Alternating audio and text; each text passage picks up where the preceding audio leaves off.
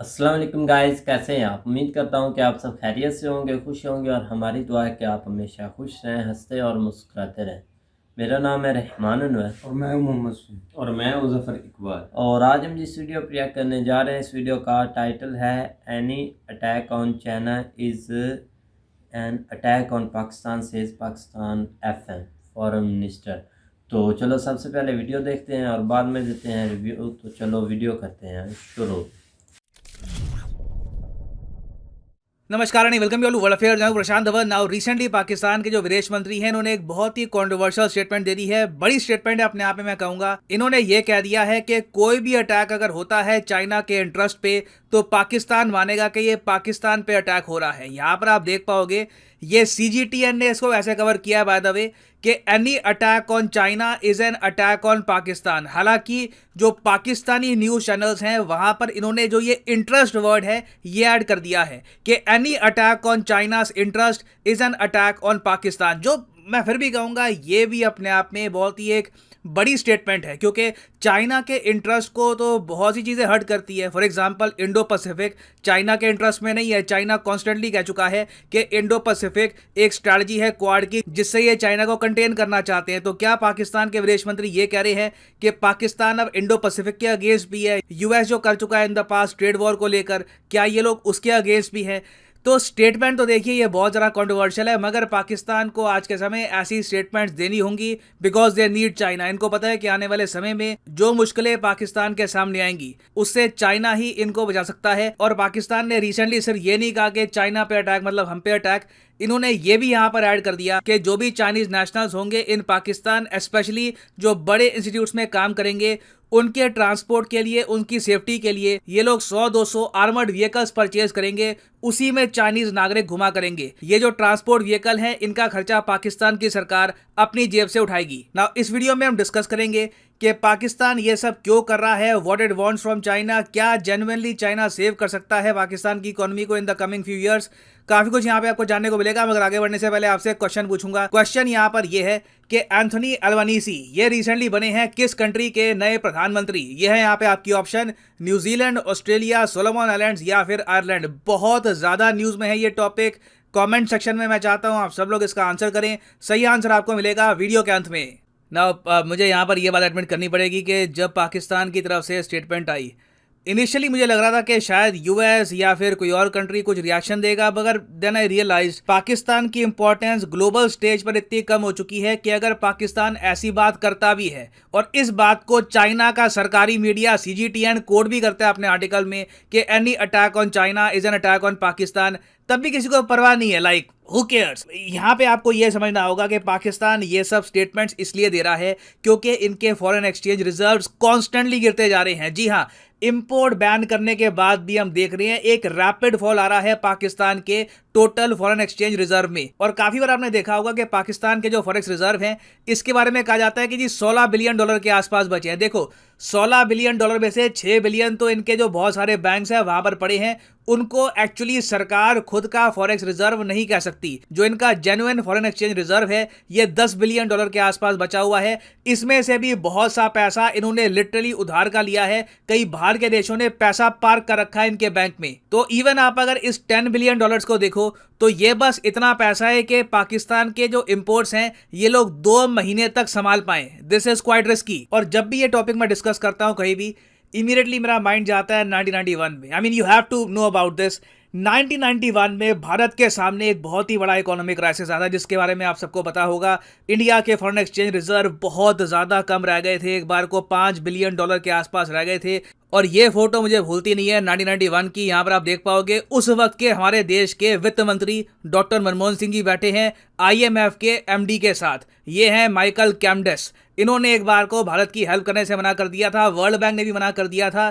फिर कैसे ना कैसे करके हमारे जो गोल्ड रिजर्व हैं उन्हें हमें यूज़ करना पड़ा और बड़ी मुश्किल से आकर जो ये 5 बिलियन का आंकड़ा है, यहाँ से विदेशी मुद्रा भंडार ग्रो कर करके आज के समय हम रफली $600 बिलियन के फॉरेक्स रिजर्व के आसपास बैठे हैं। और पाकिस्तान आप अगर सोच कर देखें तो जहाँ पे उस वक्त था 1991 में, आज भी यहीं पे है, क्योंकि जो ये 10 बिलियन फॉरेक्स रिजर्व है इसमें से आराम से 5 से लेकर $6 बिलियन उधारी के हैं। इनके एक्चुअल फॉरेक्स रिजर्व 2 से लेकर $4 बिलियन के आसपास है, that they actually earn themselves. और आप अगर मुझसे पूछे कि इंडिया ने 1991 से लेकर आज 2022 तक इतनी ज्यादा इंप्रूवमेंट कैसे करी, पाकिस्तान इतना पीछे कैसे रह गया, तो देखो इसके पीछे बहुत से रीजन है, मगर यहाँ पर मेंशन करना पड़ेगा एक मेजर रीजन ये है कि 1991 में ना हमारा पूरा देश बड़ी सिंसियरिटी से, बहुत ही सीरियसनेस से इस इशू को डील कर रहा था। किसी पॉलिटिकल पार्टी ने उस वक्त अपॉर्चुनिस्टिक कोई एक मूव नहीं चला कि चलो अब सरकार के खिलाफ कोई मोर्चा निकालते हैं, दिल्ली चलते हैं, यही टाइम है, बस सरकार को हिला दो।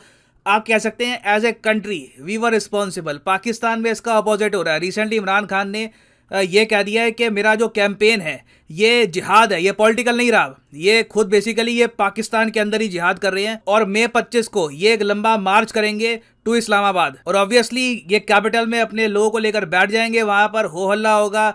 जो सरकार है जिसके पास ऑलरेडी बहुत कम पैसा है, उनको और पैसा खर्चना पड़ेगा क्राउड को मैनेज करने के लिए। जो इन्वेस्टर्स हैं बाहर के, वो पाकिस्तान को और ज्यादा डर से देखेंगे कि यहाँ पे चल क्या रहा है, ये बहुत ज्यादा अनस्टेबल कंट्री है। और अनस्टेबिलिटी के साथ साथ पाकिस्तान में इस वक्त fake news, miss information rampant है। इनके प्राइम मिनिस्टर ने रिसेंटली एक ट्वीट करी कि देखो इंडिया ने रिसेंटली पेट्रोल के प्राइसेस कम कर दिए हैं, जिस पर मैंने वीडियो बनाई थी कि ₹9.5 पेट्रोल के प्राइसेस कम कर दिए हैं सरकार ने, और इसका एक बहुत ही बड़ा एक बोझ आएगा सरकार पे, करीब 1 लाख करोड़ रुपए का। तो इमरान खान कहते हैं कि हम भी ये सब करना चाहते थे, इंडिया ये सब कर पाया है क्योंकि हमने रशिया से सस्ता तेल परचेज कर लिया है। This is just wrong information.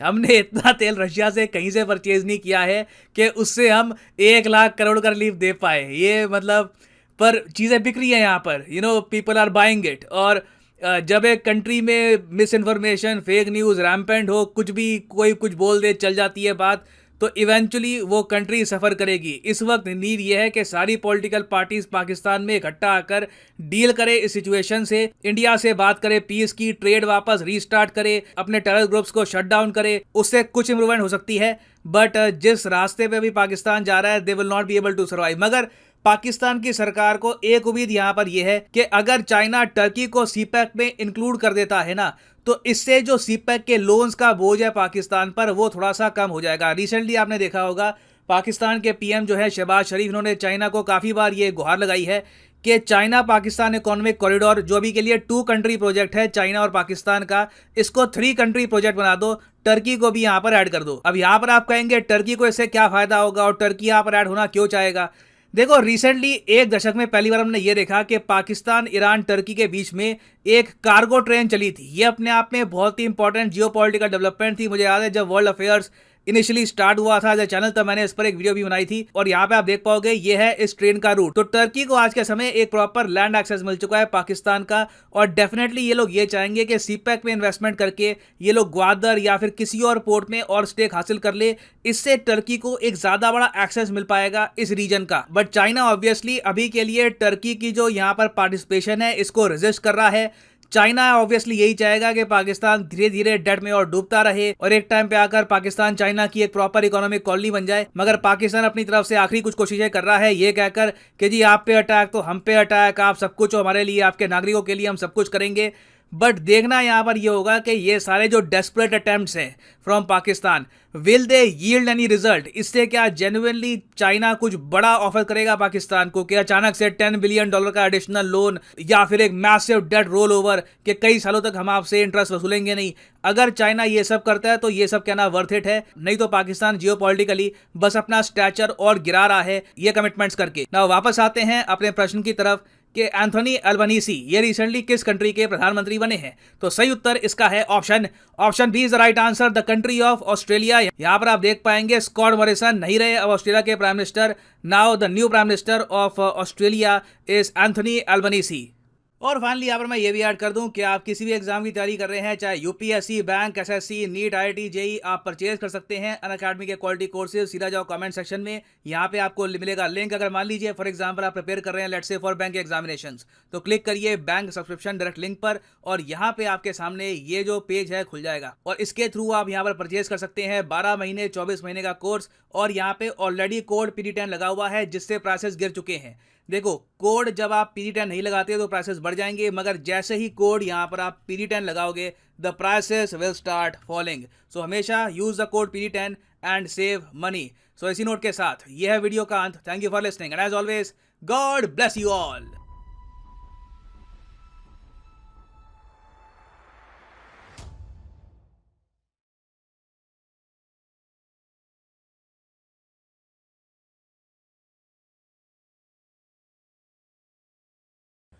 हाँ जी गाइस, तो जैसा कि आप वीडियो देख रहे थे तो वीडियो भाई काफ़ी इंटरेस्टिंग है। ये तो भाई वो बात हो गई ना कि जब मेजर साहब की हम अक्सर वीडियोस बनाया करते हैं ना, वो बोलते हैं असी भी मुसलमान तुसी भी मुसलमान हमारी मदद करो। बस ये वो वाला सीन अब लग रहा है कि यहाँ पर हम भाई आपकी मदद करेंगे, हम बुलेट प्रूफ गाड़ियाँ देंगे, हम उनकी मदद करेंगे, आप पर हमला हम पर हमला। लेकिन ये है कि उनको बातों में उकसा रहे हैं, लेकिन वो भी चाहना है भाई उनका किसको नहीं पता या वो क्या नहीं जानते। बस ये पागलों की तरह ऐसी बातें कर रहे हैं। अगर उनने देना है तो उनने देना है, अगर उन्होंने नहीं देना तो उन्होंने भाई कुछ भी नहीं हमें देना, ये उनकी अपनी मर्ज़ी है। लेकिन इसके पीछे भी कुछ बातें हैं जो सामने आहिस्ता आहिस्ता भाई आ रही हैं, तो लग पता जाएगा। जैसे बिलावल साहब बोलते थे ना कि कांपे टांग रही हैं, तो अब भाई वो अमेरिका के पास भी गए हैं और चाइना के पास भी, 2 जगह गए हैं, लेकिन कांपे टांग गई हैं उनकी 2 जगह जाकर। शायद नहीं कोई भाई दे रहा, चीज़ देने वाली कोई नाम ही नहीं ले रहा। पता नहीं भाई क्या हो गया, इन्होंने चुंगा क्या दिया उनको भाई कि कुछ चीज़ दे ही नहीं रहे।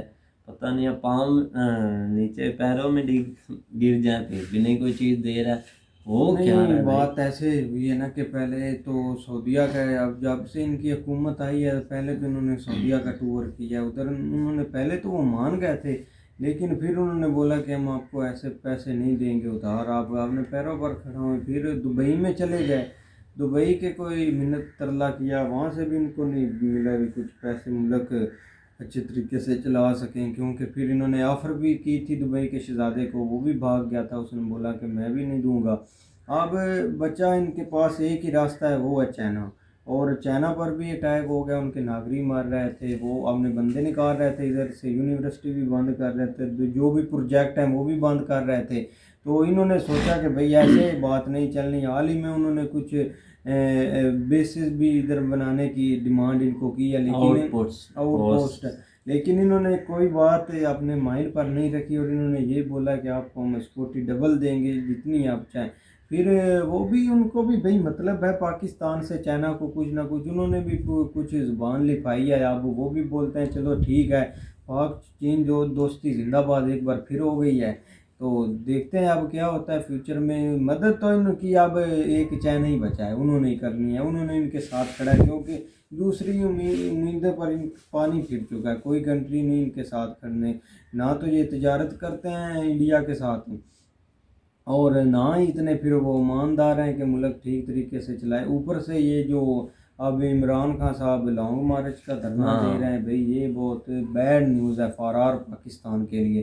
क्योंकि हमारे बड़े बड़े सीनियर साहब ही बोल रहे हैं कि खुराक का बंदोबस्त कर लें, कुछ भी हो सकता है, एक मार्शल आर्ट भी लग सकता है। क्योंकि जब कल इमरान का ये ऐलान करने लगे थे ना तहरीर का, तो उसको एक बीच में फ़ोन भी आया था कि आप ऐसा ना करें, लेकिन उसने बोला ठीक है आपसे जो होता है आप कर लें। शाह महमूद कुरैशी भी थोड़ा सा एक डरा तो था, लेकिन इमरान खान को कोई डर नहीं और तरीक का उसने ऐलान कर दिया। और ये बहुत बड़ा लॉन्ग मार्च होने वाला है, क्योंकि शहबाज शरीफ ला देने वाला है भाई। शहबाज शरीफ की हुकूमत ने भी बोला है कि हम ऐसे ऐसे जो ऑल कंट्रोल है ना वो आर्मी को दे देंगे। और मुझे नहीं लगता कि ये जो हमारी जितनी भी पब्लिक है ये आर्मी के आगे टिक सके।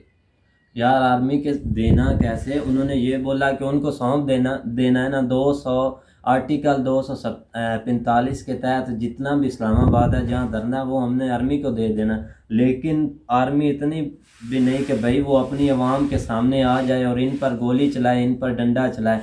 आर्मी ऐसा कोई सीन नहीं करेगी भाई। मैं तो ये बोलता हूँ कि वो ये जो है ना लॉन्ग मार्च निकलने नहीं देंगे, मतलब ये है कि अपना बातचीत से मामला भाई हल कर लेंगे। और बेहतर ये है कि अगर बातचीत से मामला हल होता है तो बहुत ही बेहतर है, अगर नहीं होता 300 रुपये पर डॉलर जाएगा भाई। इन और 2 दिनों में कुछ भी हो सकता है, लेकिन कंफर्म नहीं, शायद वो इलेक्शन का भी ऐलान कर सकते हैं, लेकिन जहाँ तक मेरा ख्याल है ना कि वो इलेक्शन का ऐलान नहीं कर सकते, क्योंकि अब उन्होंने गिरफ्तारियाँ बहुत शुरू कर दी हैं। बड़े बड़े एंकर भी उन्होंने उठा लिए हैं, और जो इसमें मुलव्वस है उसको भी उठा लिया है। शायद इमरान खान के ऊपर तो नहीं अभी हाथ फैलाएंगे, लेकिन जो उसके नीचे बंदे हैं ना उनको सबको उठा रहे हैं। नहीं, इमरान खान के ऊपर वो उठा सकते थे, लेकिन इमरान खान बनी गाला नहीं ना, वो पेशावर चले गया। उनको पता था कि भाई इन्होंने अल्लाह बोलना है। और उस रात, जिस रात लास्ट जलसा था, इनके घर पुलिस आई भी थी, बहुत बहुत ज़्यादा पुलिस आई थी।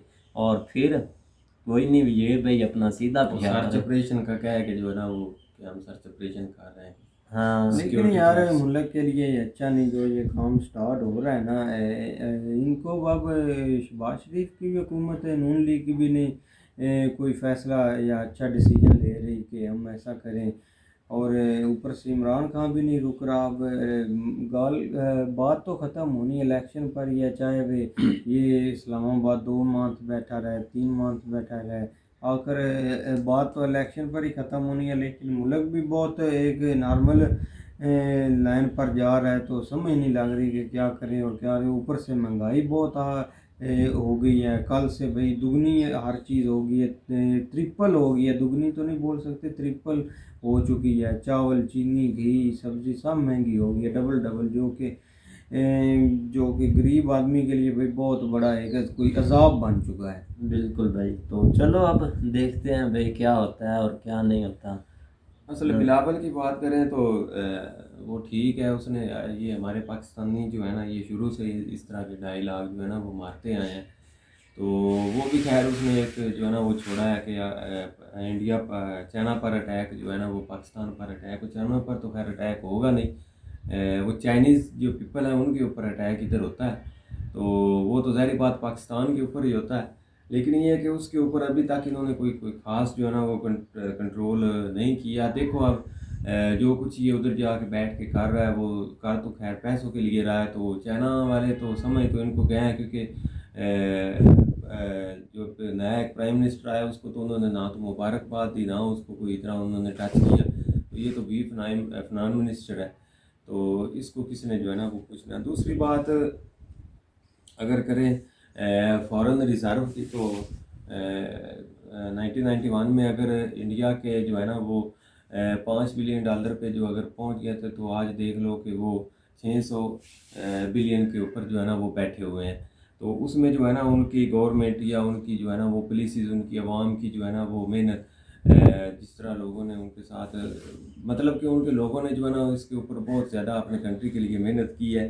ख़ासकर जो है ना उन्होंने अपने मुल्क को जो है ना इस तरह के सियासी इंतशार में नहीं गया। हालांकि जब वो इस तरह का वाक़या आता तो अपोजिशन भी इस तरह के स्टेप ले सकती थी। जिस तरह अब जो है ना हमारे ऊपर एक बुरा वक्त आया, हमारे पास फॉरेन रिज़र्व शुरू से ही चलो $1-2 बिलियन थे, वो आज भी वहीं के वहीं हैं।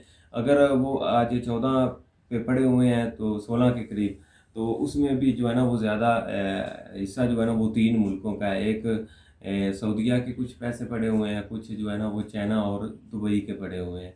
बिल्कुल। तो सबसे पहले जो है ना ये इसके ऊपर जो है ना इन्होंने कोई स्टेप जो है ना वो ख़ास लिया नहीं, जिसकी वजह से जो है ना वो इनमें बाकी ये इंपोर्ट्स के ऊपर इन्होंने पाबंदी तो लगाई है, तो वो बिल्कुल जो है ना सर सही बात कर रहे हैं कि वो ज़्यादा देर चलने वाली नहीं है। वो कितनी देर जो है ना वो इंपोर्ट्स बंद कर लेंगे। ज़ाहिर बात है जिन जिन चीज़ों की इंपोर्ट्स बंद हुई है उनके कारोबार भी तो तबाह होने हैं ना। जो वो चीज़ें इंपोर्ट कर रहे हैं तो वो आगे जो है ना वो कारोबार चला रहे थे, तो उसका भी उल्टा एक अंदर खाते जो है ना वो नुकसान तो होगा। लेकिन ये है कि ये शुरू से इनको जो है ना इस तरह की चीज़ों के ऊपर स्टेप लेने चाहिए थे कि अगर इंपोर्ट्स बंद करनी है तो आपकी लोकल प्रोडक्शन भी उस लिहाज से जो है ना वो ज़्यादा जो चीज़ें आप इंपोर्ट्स कर रहे हैं, चलो शुरू में स्टार्ट में ठीक है आप करते जो भी आपकी ज़रूरियात थी, लेकिन यह है कि उसके साथ साथ उसका अपोजिट यहाँ पे कोई प्रोडक्शन भी तो करते, कम से कम लोकल प्रोडक्शन होती तो फिर तो इनको जो है ना, आप देख लो कि जिस तरह वो कल बता रहे थे कि $3 अरब के जो है ना वो सिर्फ मोबाइल ही हम इंपोर्ट कर लेते हैं। अगर हम यहाँ पे मोबाइल मुख्तलिफ़ कंपनियों के मोबाइल यूनिट लगे होते, अपनी प्रोडक्शन होती, तो आज इन चीज़ों की जो है ना वो $3 अरब के जो हम मोबाइल इंपोर्ट करते हैं वो ना हमें करने पड़ते। तो इस तरह की बहुत सारी चीज़ें हैं। तो दूसरी बात करें इमरान खान साहब की, वो जो उन्होंने ट्वीट की है कि रशिया का जो है ना वो ऑयल जिस तरह हमें जो है ना वो अगर हम डील कर लेते तो आज इंडिया ने अगर 10 रुपये सस्ता किया है तो हमें भी जो है ना वो आज जो ना सस्ता मिल रहा होता और हम आगे आवाम को जो है ना वो सस्ता दे रहे होते। तो इसमें जो है ना वो बिल्कुल वो सही बात कर रहे हैं कि जिस तरह का अभी चूरन चाय जो है ना वो बिक जाता है। कल भी इसके ऊपर वीडियो बनाई थी, उसमें थोड़ी मिस कैलकुलेशन हो गई थी। वो बिल्कुल सही बात कर रहा है कि उन्होंने रशिया से अगर तेल लिया या नहीं लिया वो अभी तो इसमें काउंटिंग में आया ही नहीं है। तो जो भी उन्होंने इंडिया ने रिलीफ दिया है वो अपने जो फॉरेन रिजर्व उनके पड़े हुए थे, जिस तरह लास्ट में मैंने एक वीडियो में क्वेश्चन भी पूछा था कि ये जो आपका डॉलर रेट अब बढ़ रहा है और फॉरेन रिजर्व जो है ना वो आपके कम हो रहे हैं, तो उसकी रीज़न क्या है। तो बहुत से भाइयों ने मुख्तलिफ जवाब दिए थे, किसी ने कुछ दिया था कुछ, लेकिन इस तरह का जवाब जो है ना वो किसी ने नहीं दिया जिस तरह सरवर शाह ने कल बताया कि अब जो है ना वो फॉरेन रिजर्व जो कम हो रहा है उसके ऊपर हम जो है ना वो अपनी आवाम को रिलीफ दे रहे हैं। जिस तरह उन्होंने एक 10 रुपये का रिलीफ, ये थोड़ा नहीं है पूरी स्टेट पूरे कंट्री में देना, इतने बड़े कंट्री में। तो उस लिहाज से ये एक चूरन जो है ना वो बिल्कुल इधर बिक रहा है कि पहले तो एक रजीम चेंज का जो है ना वो बिक रहा था, वो कम हुआ है। तो अब साथ ही जो है ना वो रशिया का शुरू हुआ है, जिस तरह ये ऑयल का आपके सामने ही है। तो ये देखो कब तक बिकता है, और इस तरह की चीज़ें बहुत अब जल्दी जो है ना वो पाकिस्तान में बिक जाती हैं। हम भी खुद इस जो है ना वो ट्रैप में जो है ना वो आ जाते हैं, आपकी सोच है जितनी जल्दी हम आ जाते हैं। तो ये तो कल वीडियो के जो है ना वो थोड़ी सी बाद में समझिए तो पता चला कि यार इसमें तो उसका कोई हिसाब किताब ही नहीं। चलो भाई देखते हैं अब क्या होता है 25 तारीख को। तो उम्मीद करते हैं गाइस आपको वीडियो पसंद आएगी। अगर पसंद आए तो लाइक सब्सक्राइब ज़रूर कीजिएगा और कमेंट में अपनी राय का इज़हार ज़रूर कीजिएगा। अल्लाह हाफ़िज़।